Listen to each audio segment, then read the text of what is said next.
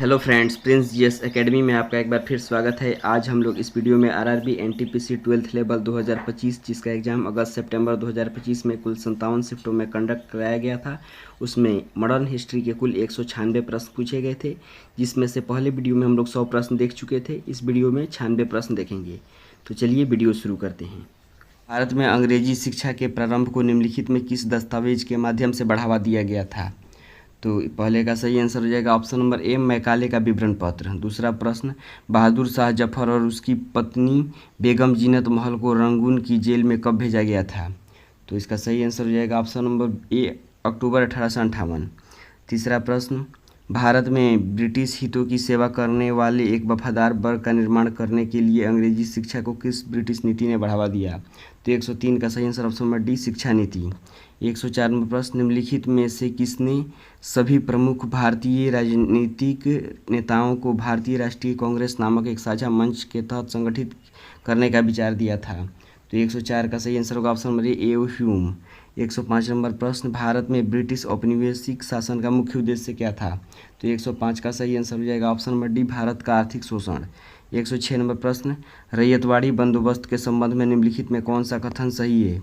इसे Thomas Munro ने विकसित किया था। यह बंदोबस्त सीधे किसानों के साथ बनाया गया था, लेकिन जमींदारों के साथ नहीं बनाया गया था। अगला कथन, इसका परीक्षण टीपू के कब्जे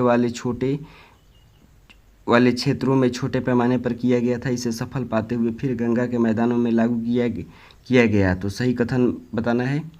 तो कथन यहाँ से हो जाएगा आपका 1 नंबर ये हो गया, यहाँ से ये 2 हो गया, और यहाँ से 3 नंबर ये हो गया। तो इसमें कौन सा कथन सही है? तो 106 का सही आंसर हो जाएगा ऑप्शन नंबर सी, केवल 1, 2, 3 यानी तीनों कथन सही है। 107 नंबर प्रश्न, 1693, यहाँ से कथन देखते हैं। कथन हो जाएगा, ये हो जाएगा 1 नंबर कथन, ये यहाँ से 2 हो जाएगा, ये 3 नंबर हो जाएगा, और ये 4 नंबर हो जाएगा। 4 कथन इसमें है। तो 1, 2, 3 कथन सही है।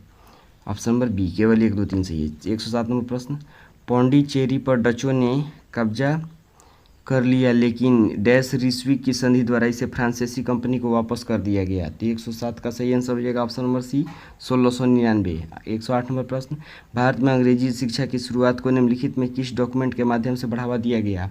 तो 108 का सही answer option number C, Macaulay का विवरण पत्र।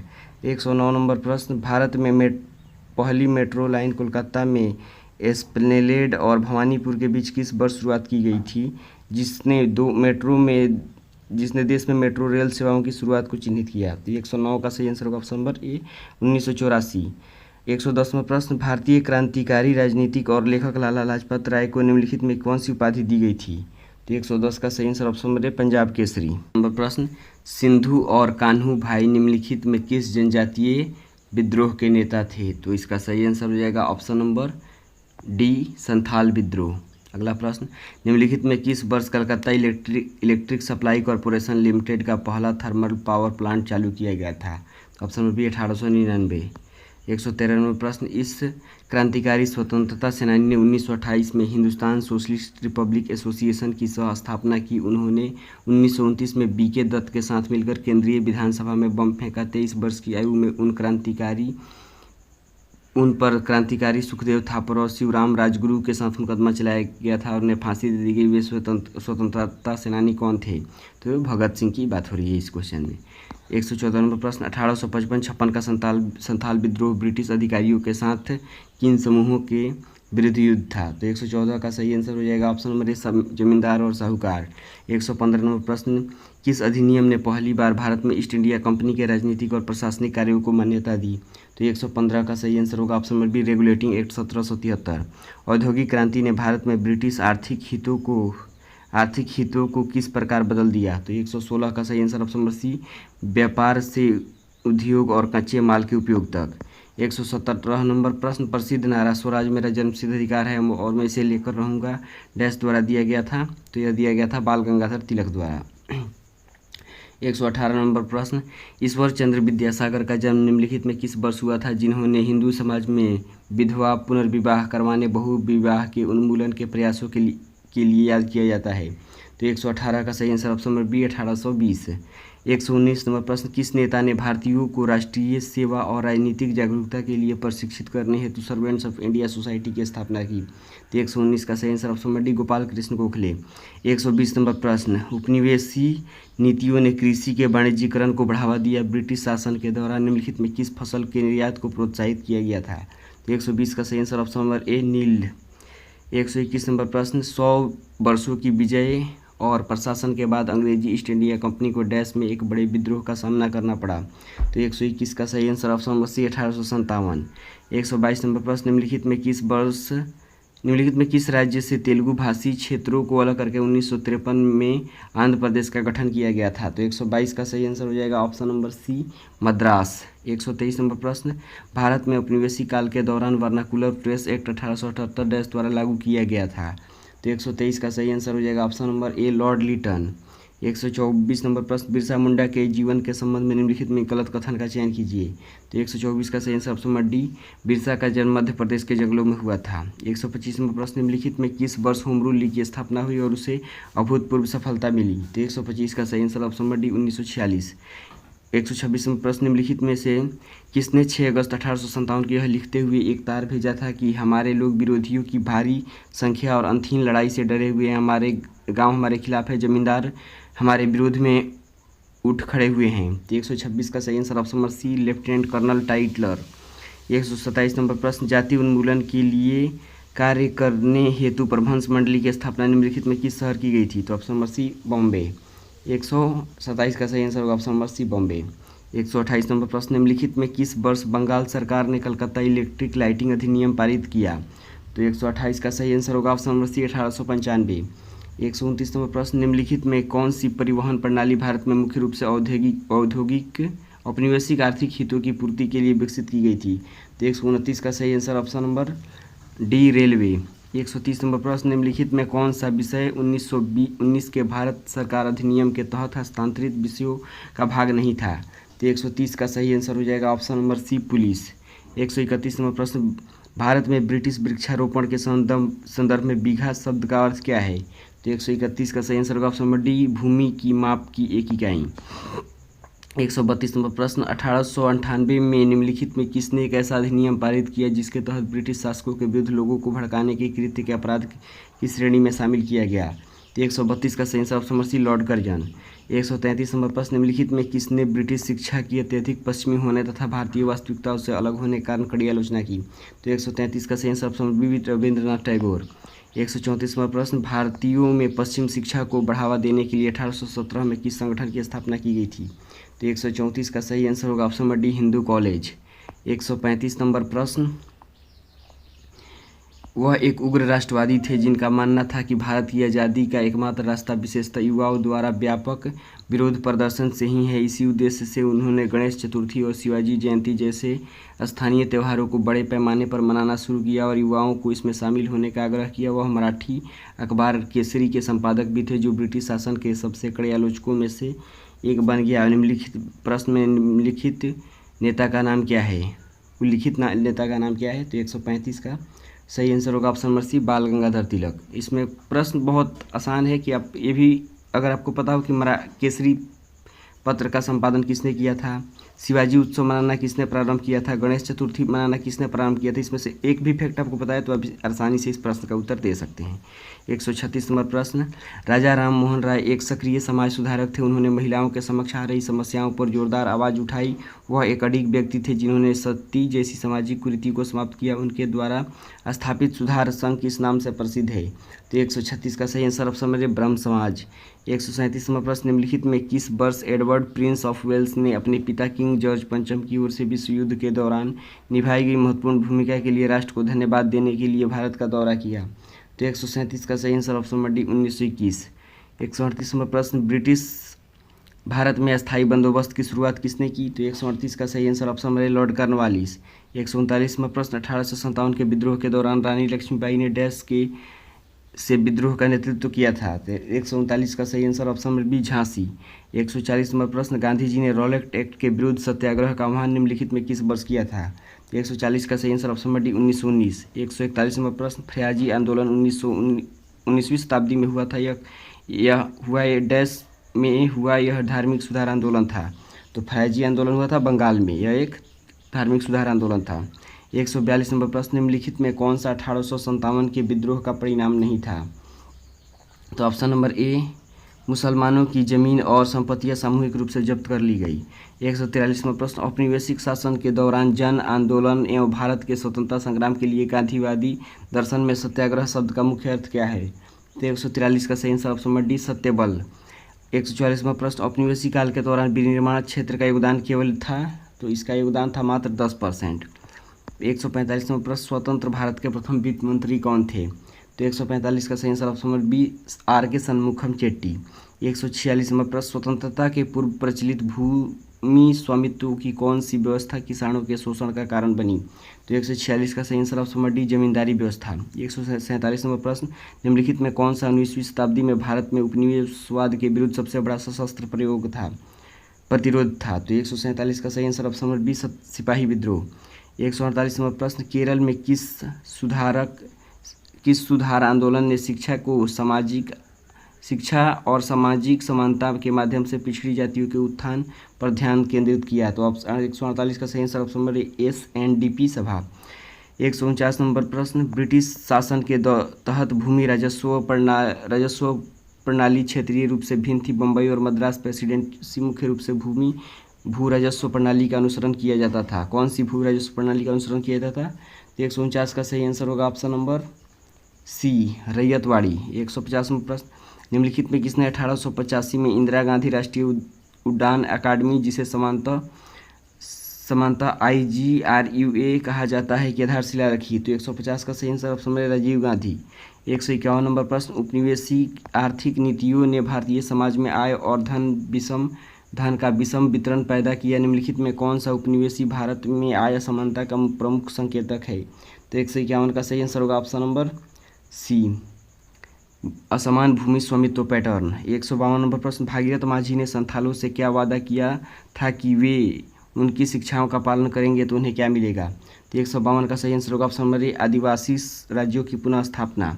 153 नंबर प्रश्न, बाल गंगाधर तिलक द्वारा स्थापित होम रूल लीग का मुख्यालय कहाँ स्थित था? तो 153 का सही आंसर होगा ऑप्शन नंबर ए, पुणे। 154 प्रश्न, बंगाल विभाजन आधिकारिक तौर पर डैश वर्ष में लागू हुआ था? तो इसका सही आंसर होगा ऑप्शन नंबर बी, 1905। 155 नंबर प्रश्न, इस स्वतंत्रता सेनानी ने 1857 के विद्रोह के दौरान स्वयं को पेशवा घोषित किया और सशस्त्र सेना इकट्ठा करके शहर से ब्रिटिश गढ़ सेना को खदेड़ दिया। वे स्वर्गीय बाजीराव के दत्तक पुत्र थे। इस प्रश्न में नेता का क्या नाम है? तो 155 का सही आंसर हो जाएगा ऑप्शन नंबर सी, नाना साहब। 156 नंबर प्रश्न, निम्नलिखित में किसका नाम फैजी आंदोलन से संबंधित है? तो इसका सही आंसर होगा ऑप्शन नंबर सी, हाजी शरीयतुल्लाह। 157 नंबर प्रश्न, ब्रिटिश शासन के अंतर्गत कृषि के व्यवसायीकरण ने ग्रामीण अर्थव्यवस्था को परिवर्तित कर दिया। ब्रिटिश भारत में कृषि के व्यवसायीकरण से क्या परिणाम हुआ? तो 157 का सही आंसर होगा ऑप्शन नंबर ए, नकदी फसलों के उत्पादन में वृद्धि। 158 नंबर प्रश्न, भारत में ब्रिटिश काल के दौरान किस कानून ने अंतर्जातीय और अंतर्धार्मिक विवाह की अनुमति दी? तो 158 का सही आंसर ऑप्शन नंबर डी, 1872 का अधिनियम। 159 नंबर प्रश्न, 560 से अधिक रियासतों को भारतीय संघ में एकीकृत करने के पीछे मुख्य वास्तुकार कौन थे? तो इसका सही आंसर होगा ऑप्शन नंबर सरदार वल्लभ भाई पटेल। 160 में प्रश्न, 1831-32 में किस जनजातीय विद्रोह का नेतृत्व बुद्धू भगत ने किया और इसमें शोषक जमींदारों और ब्रिटिश अधिकारियों को लक्षित किया गया था? ऑप्शन नंबर बी, कोल विद्रोह। 161 नंबर प्रश्न, निम्नलिखित में किस औपनिवेशिक नीति के विरुद्ध गांधी जी ने सभी भारतीयों को 6 अप्रैल 1919 को अहिंसक दिवस मनाने के रूप में आह्वान किया, जिसके पश्चात कुख्यात जालियांवाला बाग हत्याकांड घटित हुआ? 161 का सही answer option number D, Rowlatt act. 162 में प्रश्न, निम्नलिखित में कौन सा लीडर धन निकास सिद्धांत की अवधारणा से संबंधित है? तो 162 का सही आंसर ऑप्शन नंबर डी, दादा भाई नौरोजी। 163 नंबर प्रश्न, भारत में खान अधिनियम लागू हुआ था? तो यह लागू हुआ था 1952 में। 164 नंबर प्रश्न, सत्याग्रह में साधन और साध्य के बीच संबंध के बारे में गांधी जी का क्या विचार था? तो 164 का सही आंसर ऑप्शन नंबर सी, उत्तम साध्य के लिए उत्तम साधनों का होना आवश्यक है। 165 नंबर प्रश्न, खरवार आंदोलन का नेतृत्व किस करिश्माई नेता ने किया था? तो 165 का सही answer option number C, Bhagirath Manjhi. 166 number प्रश्न, किस अधिनियम ने भारत के साथ व्यापार पर ईस्ट इंडिया कंपनी के एक अधिकार को समाप्त किया? तो 166 का सही आंसर होगा ऑप्शन नंबर सी 1813 का चार्टर्ड अधिनियम। 167 प्रश्न 1857 के विद्रोह के दौरान भारतीय सिपाहियों ने निम्नलिखित में से किसे अपना प्रतीकात्मक नेता घोषित किया? तो option number B Bahadur Shah द्वितीय या बहादुर शाह जफर भी ने कहा जाता है। 168 नंबर प्रश्न 1920 के असहयोग आंदोलन में निम्नलिखित में से किस एक को छोड़कर से सभी शामिल थे? तो 168 का सही आंसर हो जाएगा आपका ऑप्शन नंबर डी अधिकारियों पर हिंसक हमले।